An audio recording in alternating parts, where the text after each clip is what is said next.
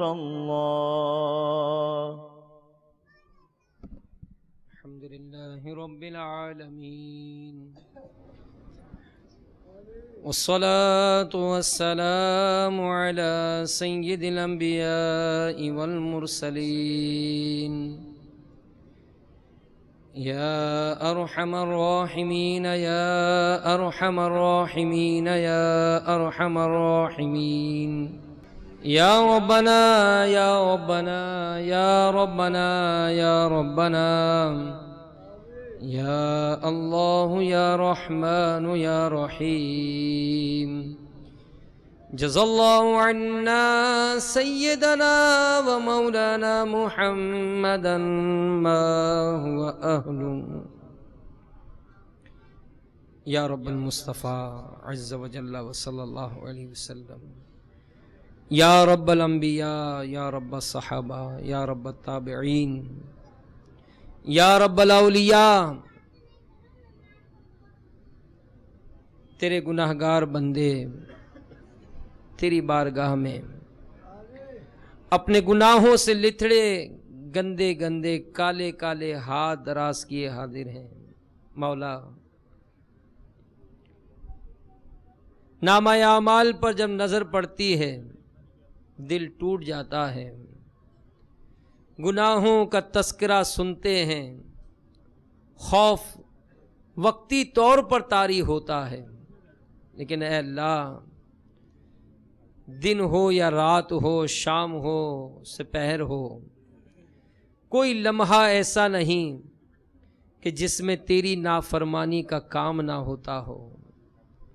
آنکھ اٹھتی ہے، بد نگاہیاں ہوتی جاتی ہیں، زبان چلتی ہے، لوگوں کا دل توڑتی چلی جاتی ہے. اگر اکیلے بیٹھے بھی خیالات کی دنیا میں بھی اگر گھومتے ہیں تو نہ جانے کیسی کیسی بدگمانیاں پالتے رہتے ہیں. مولا کرم فرما دے، ہمارے حال پر رحم فرما. امتحان کے کہاں قابل ہوں میں پیارے اللہ، امتحان کے کہاں قابل ہوں میں پیارے اللہ. بے سبب بخش دے مولا، تیرا کیا جاتا ہے. اے مولا، آج کے اس ہفتہ وار سنتوں بھرے اجتماع میں جہاں یہاں بے شمار حاضرین تیری بارگاہ میں ہاتھ اٹھائے حاضر ہیں، تو مدنی چینل میں نہ جانے دنیا میں کہاں کہاں ناظرین بھی تیری بارگاہ میں ہاتھ اٹھائے حاضر ہیں. مولا کریم، ہمارے بگڑے ہوئے، ہمارے گناہوں سے آلودہ اعمال کی طرف نظر نہ کر. اے اللہ، ہمارے ان گندے ہاتھوں کی طرف نظر نہ کر، اپنی رحمت کی پر نظر فرما اور ہمارے گناہوں کو معاف فرما دے، ہمارے گناہوں کو معاف فرما دے، ہماری خطاؤں کو معاف کر دے.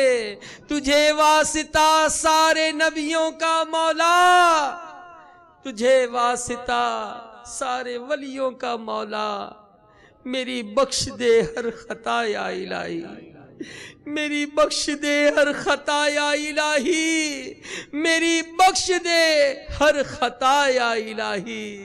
کہ گناہوں نے میری کمر توڑ ڈالی، مولا گناہوں نے میری کمر توڑ ڈالی. میرا حشر میں ہوگا کیا یا الہی، میرا حشر میں ہوگا کیا یا الہی. اے مولا، اے مولا، اپنے نیک بندوں کے واسطے ہم گناہ گاروں سے بھی راضی ہو جا، ہم خطا کاروں سے بھی راضی ہو جا. اے اللہ، ہم پر نازل ہونے والی بلاؤں مصیبتوں کو دور کر دے. یہ آنے والے زلزلے، یہ آنے والے طوفان، یہ طرح طرح کے حادثے، یہ طرح طرح کی قتل و غارت گری ہمیں غفلت کی نیند سے نہیں اٹھاتے. ہم اپنے سامنے ہی بستیوں کی بستیاں اجڑتی دیکھتے رہے ہیں، ہم اپنے سامنے ہی شہر کے شہر طوفان کی نظر ہوتے دیکھتے جا رہے ہیں مولا، لیکن غفلت سے باز نہیں آتے۔ یہ آنے والے زلزلے بھی ہم کو نمازی نہیں بناتے، یہ آنے والے طوفان بھی ہمیں بدنگاہی سے باز نہیں رکھ پا رہے۔ اے مولا اپنی رحمت کاملہ کے صدقے ہم گناہگاروں کے گناہوں کو معاف فرما دے۔ ہم سے راضی ہو جا مولا، ہم سے راضی ہو جا مولا، ہم سے راضی ہو جا مولا، ہمارے گناہوں کو معاف کر کے سدا کے لیے ہم سے راضی ہو جا۔ اور سزا کے لیے راضی ہو جا، عفو کر اور سزا کے لیے راضی ہو جا۔ یہ کرم کر دے تو جنت میں رہوں گا یا رب، یہ کرم کر دے تو جنت میں رہوں گا یا اے مولا رب۔ کریم، تجھے تیرے پیارے محبوب کا واسطہ ہم سے بھی راضی ہو جا، ہمارے ماں باپ سے بھی راضی ہو جا۔ اے اللہ ہمارے بھائی بہنوں سے بھی راضی ہو جا، ہمارے بچوں سے بھی راضی ہو جا، ہمارے اہل و عیال سے راضی ہو جا۔ اے اللہ ہمارے مسلمان پڑوسیوں سے راضی ہو جا۔ مولا تمام عاشقان رسول سے راضی ہو جا۔ یا اللہ پیارے محبوب کی ساری امت پر اپنی رحمت خاص فرما دے یا اللہ، یا اللہ اپنی نظر رحمت خاص فرما دے مولا۔ یا اللہ پیارے محبوب کا صدقہ پیارے آقا علیہ الصلوۃ والسلام کی ساری امت سے راضی ہو جا۔ یا اللہ امت پر نازل ہونے والی بلاؤں کو دور فرما دے۔ یا اللہ ہم سب پر اپنی خاص رحمت نازل فرما۔ یا اللہ اس اجتماع پاک میں جتنے اسلامی بھائی حاضر ہیں، ان میں جو بیمار آئے ہیں، مولا تجھے پیارے محبوب کے رخ روشن کا صدقہ ہمارے بیماروں کو شفا دے دے۔ یا اللہ جو مدنی چینل کے ناظرین بیمار ہیں یا بیماروں کے نمائندے ہیں، جن کے ماں باپ بھائی بہن رشتہ دار بچے جو اسپتالوں میں گھروں میں بیمار پڑے ہیں، اللہ سارے مریضوں کو اچھا کر دے، سب کی بیماریاں دور کر دے، قرض داریاں دور کر دے، بے روزگاریاں دور کر دے، گھریلو ناچاکیاں دور کر دے۔ یا اللہ مقدمے بازیاں دور کر دے، بے اولادگیاں دور کر دے، رشتوں کی رکاوٹیں دور کر دے۔ مولا آسان رزق حلال ہمارا مقدر بنا دے۔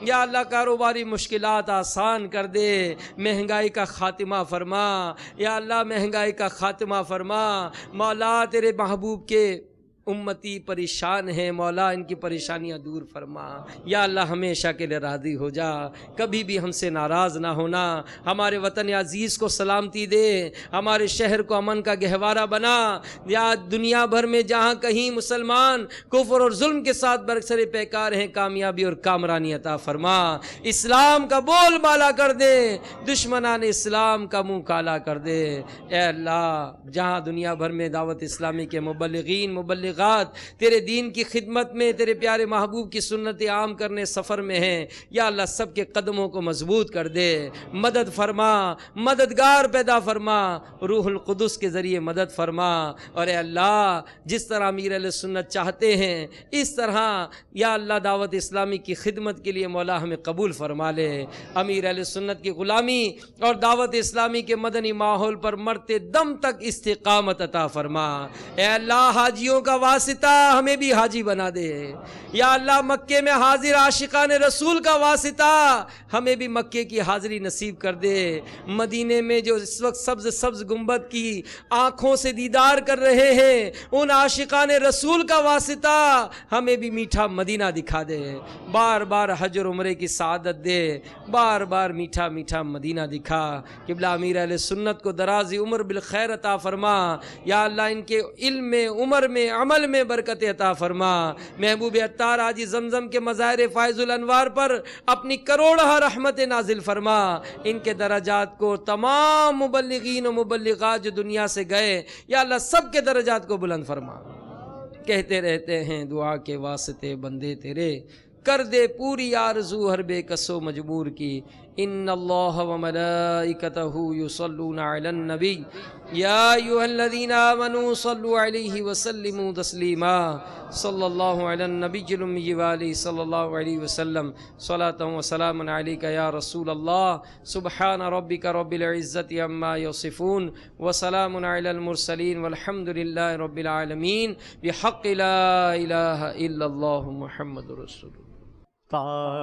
تاجدار حرم اے شہنشاہ دی، تاجدار حرم اے شہنشاہ دی، تم پہ ہر دم کروڑوں درود اور سلام، تم پہ ہر دم کروڑوں درود اور سلام، ہونے گاہ کرم ہم پہ سلطان دی، ہونے گاہ کرم ہم پہ سلطان دی، تم پہ ہر دم کروڑوں درود اور سلام، دور رہ کر نہ دم ٹوٹ جائے کہیں، دور رہ کر نہ دم ٹوٹ جائے کہیں، کاش طیبہ میں ہے میرے ماہ مبین، کاش طیبہ میں ہے میرے ماہ مبین، دفن ہونے کو مل جائے دو گز زمین، دفن ہونے کو مل جائے دو گز زمین، تم پہ ہر دم کروڑوں درود اور سلام، پھر بلا لو مدینے میں عطار کو، پھر بلا لو مدینے میں عطار کو، یہ تڑپتے ہیں طیبہ کے دیدار کو، یہ تڑپتے ہیں طیبہ کے دیدار کو، کوئی اس کے سوا آرزو ہی نہیں، کوئی اس کے سوا آرزو ہی نہیں، تم پہ ہر دم کروڑوں درود اور سلام، تاجدار حرم اے شہنشاہ دی، تم پہ ہر دم کروڑوں درود اور سلام۔ الصلاة والسلام علیک یا رسول اللہ وعلی آلک واصحابک یا حبیب اللہ۔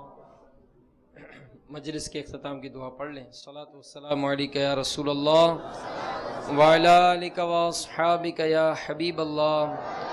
سبحانک اللہم وبحمدک لا الہ الا انت استغفرک واتوب الیک۔